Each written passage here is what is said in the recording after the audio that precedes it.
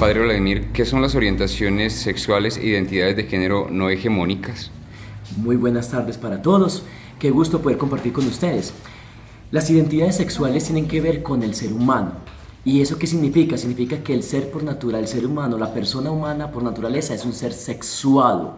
Pero ojo, hay que distinguir entre sexualidad y genitalidad, ¿sí? Porque la sexualidad es lo que me permite a mí ser capaz de relacionarme con el otro. Como diría Emmanuel Levinas, ser capaz del otro, alter. Tener la alteridad, es decir, el encuentro con el otro a través de la comunicación, a través del saludo, a través del lenguaje, a través de muchas formas expresivas. Eso, el contacto, se llama sexualidad. La genitalidad es la capacidad que tiene todo ser vivo, racional e incluso no racional, como los animales, de poderse encontrar desde sus órganos genitales. Claro está que hay encuentros en el ser humano racional de tipo heteros y de tipo no heteros, ¿sí? De la comunidad LGTBI, por si podemos decir de alguna manera. Entonces, decir que la sexualidad es un campo maravilloso para la persona es descubrir que somos naturales, pero esto tiene que tener una claridad. Podemos encontrarnos con la no naturaleza, pero eso ya se llamaría genitalidad. Yo pienso que el problema más grande de ideología de género que hoy estamos discutiendo es ese campo. Entonces, tener la capacidad de descubrirnos nosotros en esa identidad sexual nos permite nosotros descubrir si somos agéneros o no géneros. Si somos agéneros, significa que simplemente hemos decidido otra cosa fuera de la naturaleza. Pero tenemos que reconocer una cosa, la identidad es lo que me hace a mi persona. Y si yo soy persona, descubro con todo mi ser lo que viene en mi paquete genético. Ya, yo tengo como persona en esa búsqueda de identidad una orientación. Eso es otro campo que no me están preguntando en este momento, pero que implica todo un estudio del ser humano. Padre, ¿cuál es su consideración respecto a la inclusión de estas cartillas en los modelos educativos, más que todo de básica, primaria y secundaria actuales? Bueno, el Ministerio de Educación en algún momento todavía no es real, es decir, hablar de esto es una hipótesis de algo que simplemente surgió como una problemática meses anteriores. Tendríamos que decir que estamos sobre un supuesto, y hablar sobre supuestos como filósofo es hablar desde el engaño. Poniendo la hipótesis de que se plantaran esas cartillas de sexualidad en los grados de primaria para nuestros niños, incluso en secundaria, yo diría que hay un gran error en el Ministerio de Educación. ¿Por qué? Porque simplemente no le estamos entregando al niño lo que realmente necesita para su identidad como ser humano en esa etapa del desarrollo humano. Voy a colocar un ejemplo sencillito para hacerme entender con ustedes. Un día llegó Pepito a la casa y le preguntó a la mamá y al papá: papi, mami, ¿qué es pene? Y entonces la mamá toda confundida, díganle a su papá que él sí le sabe explicar. Y el papá todo confundido: mi hijo, cuando usted orina, y confundido. Pero las mamás son como medio inteligentonas, gracias a Dios, las mujeres son muy inteligentes, tienen ese sexto sentido, y le preguntó: ¿y usted dónde sacó esa palabra? Hágame el favor. Y entonces Pepito le contestó a la mamá, le contextualizó: es que el profesor de nuestra materia nos dijo que oráramos porque a un amiguito del salón se le murió el tío. Entonces oráramos para que su alma no pene. ¿Qué me quiero hacer entender ahí? Lo que quiero decirles con ese ejemplo es que el Ministerio de Educación está descontextualizando el desarrollo humano. El desarrollo humano me está indicando a mí en ese proceso de crecimiento que tengo como ser humano, que hay unos métodos, unas formas y unos elementos para enseñar, y que no son en cada etapa del desarrollo humano necesarios otros elementos que se verán más adelante. Entonces diría yo que es un absurdo meter unos conceptos tan elevados en la parte genital, no sexual sino genital, como lo dirían antes de la anterior pregunta, metérselos como a la fuerza, como a las malas, a unos niños que simplemente están explorando el mundo, que simplemente están intentando descubrir qué es lo que hay afuera. Son esponjas que absorben, que disfrutan todo. ¿Por qué frustrarlos tan prontamente? Si tú que eres adulto que eres joven, que estás en ese proceso, vives frustrado en esa parte, ¿para qué vas a correr, a rasgar, a impulsar y a empujar a un niño o una niña que inocentemente no tiene necesidad, no está preguntando por eso, y tú lo estás llevando al borde de la frustración? Todo tiene su momento, todo tiene su actuar. Hay conceptos que tienen su momento. Yo y ustedes son estudiantes. Como estudiantes a ustedes no les dan las últimas materias del último semestre al principio del semestre. No, primero los fortalecen para poder después recibir lo sólido, lo fuerte. Entonces a los niños démosle primero las compoticas y después démosle lo sólido, cuando ellos ya tengan capacidad de reflexión. Bien, padre. ¿Considera usted que el modelo educativo actual colombiano da respuestas a las inquietudes que se presentan en las relaciones cotidianas de los sujetos sociales? Bueno, el modelo educativo de nuestro es una copia de modelos educativos de otros países.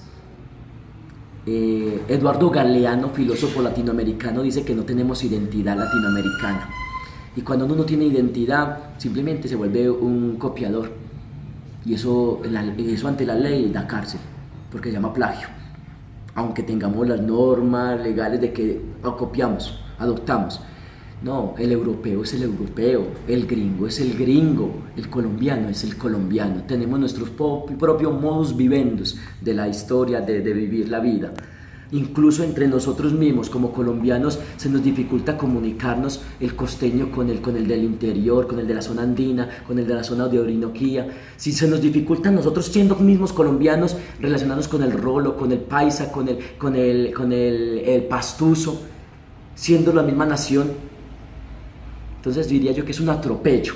Tenemos que primero adoptar realmente gente que entienda nuestro contexto real y cultural de lo que es la nación colombiana, para que desde ahí podamos postular formas de enseñar lo que pide y necesita nuestra nación. En el SENA, yo soy capellán del SENA, tenemos algo que se llama las mesas sectoriales. ¿Qué es una mesa sectorial? Una mesa sectorial lo que hace es ir a cada municipio, escuchar las empresas y desde ahí mirar qué competencias necesitan de mano de obra para que el aprendiz pueda ser ejercitados en ellas y sirva para la empresa de ese municipio, de esa localidad. Por eso se llaman mesas sectoriales. El Ministerio de Educación, diría yo, está llamado a hacer algo similar. No es lo mismo enseñar matemáticas en Pereira que enseñarla en la costa atlántica. No es lo mismo. Así sea el mismo currículum de programación, no se puede enseñar igual. ¿Por qué? Porque la forma cultural es distinta. Entonces el Ministerio de Educación yo diría que está equivocado, que debe de replantearse primero ellos en su identidad, ¿para qué son en la sociedad? Y de darse en cuenta que están para servir en la forma más adecuada de la enseñanza, no cometer atropellos para dar cualquier cosa simplemente por criterios que van surgiendo en la modernidad, en la posmodernidad. Bien, padre. Si en Colombia se habla de familias diversas, ¿cuál es la respuesta que, según usted considera, ha tenido la educación en Colombia para la inclusión de esos grupos familiares diversos en las diferentes áreas de enseñanza-aprendizaje? Bueno, se habla de familias diversas. Eso significa que hay nuevos modelos familiares. Bueno, nos han querido meter nuevos modelos familiares. Hablaba yo hace 8 días con una niña y me decía, no, yo con Katy vivo muy bien, Katy para mí se ha convertido en un soporte de vida, y yo pues con esa inquietud, ¿quién será Katy? ¿Por qué no trajiste a Katy, a tu amiga? No es que Katy es mi gata, es mi familia. Con eso quiero decir que hay nuevas formas, estructuras familiares, por la violencia intrafamiliar, mamás que tienen que llevar a cabo toda la dirección de un hogar, papás que tienen que llevar la dirección de un hogar porque las mamás simplemente se van con otra persona, hijos que crecen con terceros, con familias extensivas, abuelos, tíos. Es decir, hay unos nuevos roles familiares que nos identifican que hay un problema, que hay una problemática. Sin embargo, el Ministerio de Educación no ha sido capaz de tener inclusión. Ha tenido agresión. Yo me atrevería a decir, y se los confieso con todo el corazón como filósofo, que la inclusión es la peor aberración que tiene el ser humano posmoderno. Porque cuando yo digo inclusión, lo que pretendo es meter a todos de diversas culturas en un cuadro que yo he diseñado. Y ahí tienen que caber todos. Eso es una agresión, porque ninguno de esas culturas distintas puede pensar distinto, sino a la forma en que el ministerio me lo está pidiendo y que pretende tengan un aprendizaje y una enseñanza. Es una agresión. Ya no hay respeto por la identidad, por lo singular. No es lo mismo que unos grupos pequeños, que la posmodernidad se caracteriza por eso. La característica de la posmodernidad, como diría Francis Lyotard o Gianni Battimo, ellos manifiestan que la posmodernidad es simplemente un discurso del lenguaje que agrade, que simpatice y que es un héroe del momento. Esto está pasando de momento y es bacano, es la moda, punto. Pero no hay contenido, no hay concentración, no hay certeza, no hay verdades claras, cada cual tiene su propia verdad, hay un relativismo que está llevando a que todo quede en el aire. Y cuando todo queda en el aire, cualquier cosa es buena. Eso es el Ministerio de Educación. Algo que está haciendo que cualquier cosa sea buena. Simplemente como la palabra inclusión suena bonito, me hace parecer tener en cuenta, entonces a todo le metimos inclusión. Una crítica sana. A todo hoy le metimos paz. Hay paz. ¿Qué es la verdad? ¿Cuál es la verdad? La verdad es que la inclusión, en esos términos y en esos conceptos, para ustedes que están estudiando epistemología, es una agresión, es una aberración social, porque no respeta la identidad de cada cultura. Y a todos se les encasilla bajo un mismo panorama, unos mismos alineamientos. Eso se llama adoctrinamiento lineal. ¿Qué significa eso? Y escriban, se los digo yo, adoctrinamiento lineal. ¿Qué significa eso? La incapacidad o hacer incapaz al hombre de pensar distinto. Bien, padre.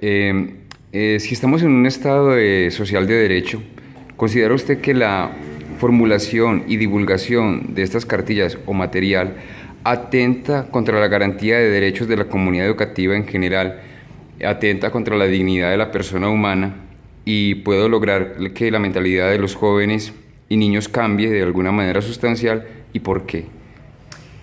Estamos en un estado de derecho. La primera pregunta que tenemos que hacernos y responder es: ¿qué es un estado de derecho? ¿Cierto? Es un estado de derecho significa que ejerce la democracia como principio fundamental de gobernabilidad. ¿Y qué es la democracia? El ejercicio de la voz de la mayoría. Es decir, se ejerce lo que la mayoría quiere y desea. Si vemos este planteamiento de las ideologías de género, si vemos el planteamiento del Ministerio de Educación, que como repito, no es real, porque no lo está planteando, sino que es un postulado, que puede ser, no puede ser. Estamos hablando sobre la hipótesis de que fuese. ¿Sí? Hago claridad ahí, por eso estos fundamentos tienen que leerse desde ese contexto. Entonces, cuando yo creo que el Ministerio de Educación va a implantar unas cartillas de sexualidad, que no es sexualidad, sino sexología, ¿sí? Que es distinto, genitalidad, que es distinto de sexualidad, que es la relación del otro con el otro en la comunión. Entonces, me doy cuenta que sí es una violencia, sí es una agresión. Porque cuando yo no soy capaz de darme cuenta que la democracia, donde la voz de la mayoría están diciendo que no desean algo, impongo, se llama autoritarismo. Las minorías, escuchen bien esto, las minorías se están levantando y esa es una característica de la posmodernidad.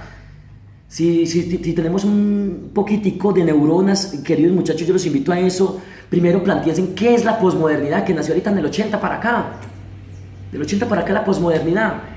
Sí, una refutación a lo racional, a la ciencia, a los postulados fijos, a las institucionalidades, a la libertad, libre albedrío, a recordar la Revolución Francesa en 1789, liberté, fraternité, igualité, la expresión de igualdad, donde un árbol es más que un ser humano, donde un perro que es una mascota, un loro, un gatico, es más que un ser humano. Eso es verdad, eso no puede ser criterio de verdad. ¿Cómo es posible que me preocupe más el alimento de un perro mensualmente, 80.000 pesos, que un mercado para una familia que está aguantando hambre y son 5 o 6 miembros de un hogar? Entonces, ojo con eso. La posmodernidad es un boom que estamos en la época de cambios que se está dando. Como diría Heráclito, todo cambia, todo fluye. Hay que afrontarlo, claro que sí. Pero no se dejen engañar, no se dejen utilizar y manipular. Esto no ayuda. El derecho, el Estado de Derecho significa que la democracia gobierna. Contabilicen en estadística las minorías cuántos son y díganme si el porcentaje da para hacer democracia con ellos. No da, porque estamos hablando del 7% de la población nacional.